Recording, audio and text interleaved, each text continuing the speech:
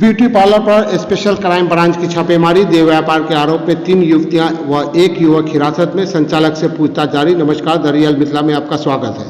दरभंगा के लहरिया थाना क्षेत्र स्थित कमर्शियल चौक के सिया स्पा सैलून में गुरुवार को स्पेशल क्राइम ब्रांच की टीम ने गुप्त सूचना के आधार पर छापेमारी की। कार्रवाई के दौरान पुलिस ने कथित देह व्यापार के आरोप में 3 युवतियों और 1 युवक को हिरासत में ले लिया। वहीं स्पा सेंटर के संचालक एक कर्मी को भी हिरासत में लेकर पूछताछ की जा रही है। छापेमारी के बाद हिरासत में ली गई तीनों युवतियों को आवश्यक प्रक्रिया के तहत वन स्टॉप सेंटर भेज दिया गया।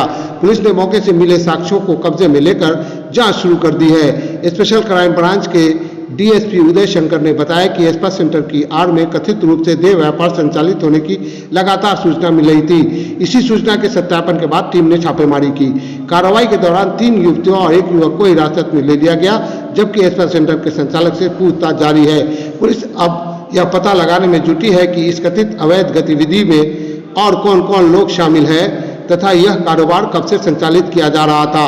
अधिकारियों का कहना है कि जांच में सामने आने वाले तथ्यों के आधार पर आगे की कानूनी कार्रवाई की जाएगी। वो 3 महिला थी, वो स्पा के आर में कुछ गलत अति कराया जा रहा था धंधा, तो उसमें अभी पुलिस हम लोग छापेमारी किए हैं। छापेमारी के बाद कार्रवाई की जा रही है। सर कितनी लड़कियां बरामद हुई है? सर 3 लड़कियां हैं, वो अभी उसको ले गए हैं और छापेमारी अभी चल ही रही है। और सर किस प्रकार की शिकायत थी यहाँ पे? स्पा के आर में माने अभ्यर्थी कहिए चाहे जो कहिए उससे अति देह व्यापार का धंधा चल रहा था। सर लड़के भी बरामद किए गए हैं।